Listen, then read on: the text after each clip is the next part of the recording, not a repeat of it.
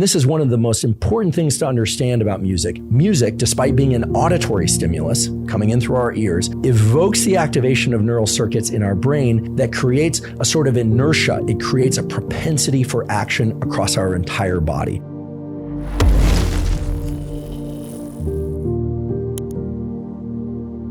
How can I get more motivated? We hear a lot of different strategies about how to do that.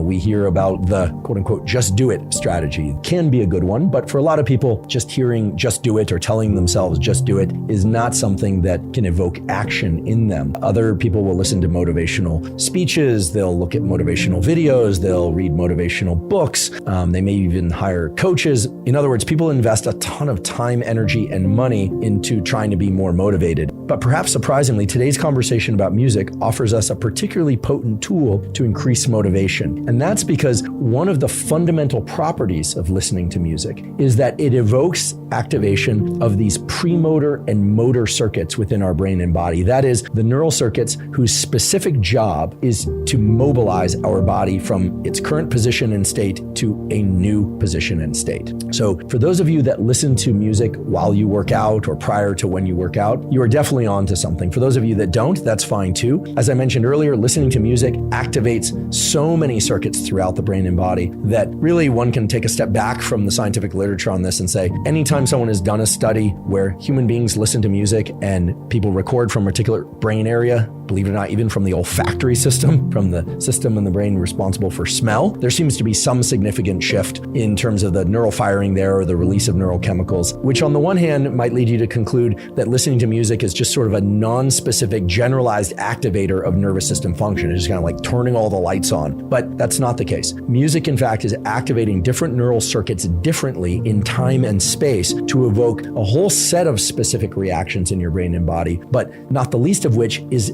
the propensity for you to move. And this is something that you can leverage, and indeed I'll describe a protocol by which you can leverage music in order to greatly increase your state of motivation. Now, there are two other sets of brain circuits that are activated by music that deserve specific attention and deserve that specific attention now in the context of discussing motivation and music's ability to motivate us in particular ways. And those brain circuits are the basal ganglia. Okay, so this is a set of circuits within the brain that are associated with action initiation, so-called go circuits, and withholding action, so-called no-go circuits. But basically, the basal ganglia are involved in regulating movement. And the cerebellum. The cerebellum is sometimes referred to as the mini brain. It looks like a little mini brain in the bottom back of the human brain. In some species, the cerebellum is much larger relative to the rest of the brain, but in humans, it's like this little piece in the back that looks like a little mini brain, like you're carrying a second brain back there. That's why I call it mini brain, cerebellum. It's involved in a lot of things, but one of its primary functions is to encode rhythmic timing and processing. And along with its outputs to some deeper brainstem areas,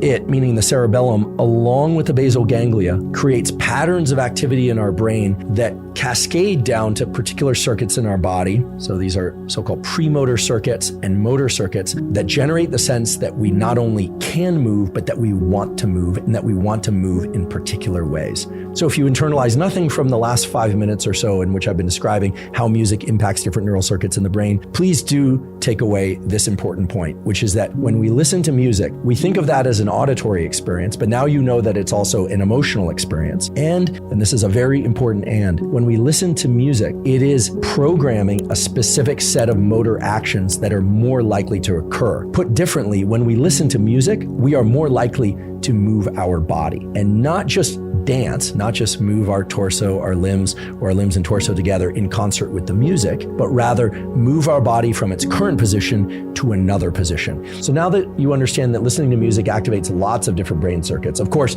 the circuits that respond to auditory stimuli, so-called primary auditory cortex, is powerfully activated by listening to music, but also circuits associated with novelty, anticipation, generating movement, and not just movement that is in sync with or corresponds to the music that we're listening to, but all forms of movement. When we listen to music that has a relatively fast cadence, and we can actually define what that cadence needs to be, and we'll do that in a moment. When we do that, so-called premotor circuitry, the circuitry that's going to initiate that kind of inertia or that pressure for movement within the neural circuits that actually evoke movement, are all activated. So for those of you that like to listen to music while you exercise, you're familiar with the fact that listening to great songs with a great beat, with particular lyrics, or that associate you with a particular time or place in your life can be very motivating, but there are data showing that when people listen to music that's faster than about 140 to 150 beats per minute, that it creates a heightened state of motivation in the body to move. And the way that it does that is by way of shifting the balance between those go circuits and no-go circuits of the basal ganglia. There's some other ways that it does it as well. For instance, music can evoke the release of certain neurochemicals called the catecholamines. These include dopamine, but also norepinephrine and epinephrine from centers in the brain and body, glands in the body like the adrenal gland, that shift the body toward a predisposition of being more likely to move. So if we want to distill all this out to a simple, actionable takeaway, simply know this. Listening to music, relatively faster music, predisposes you to be more motivated to move. And that is independent, this is what I find so cool. It's independent of whether or not you're familiar with the song, independent of whether or not the lyrics of the song are motivating lyrics. If they are, that's just going to layer on top of the faster cadence, which is going to predispose you to move. But what's remarkable is that just listening to that faster cadence music is creating a neuronal resonance, if you will, a pattern of neuronal firing within you that is going to essentially take your, and here I'm using metaphor, is going to put your state of motivation from either back on your heels to being flat-footed, or let's say you're mildly motivated, so I would call that flat-footed, to being forward center of mass. So for any of you that are suffering from lack of motivation, in particular to exercise, but believe it or not, also to do cognitive work where you're going to be still and you're going to sit down and you're going to read or learn or practice something, listening to music for 10 to 15 minutes prior to doing that work, prior to doing that exercise,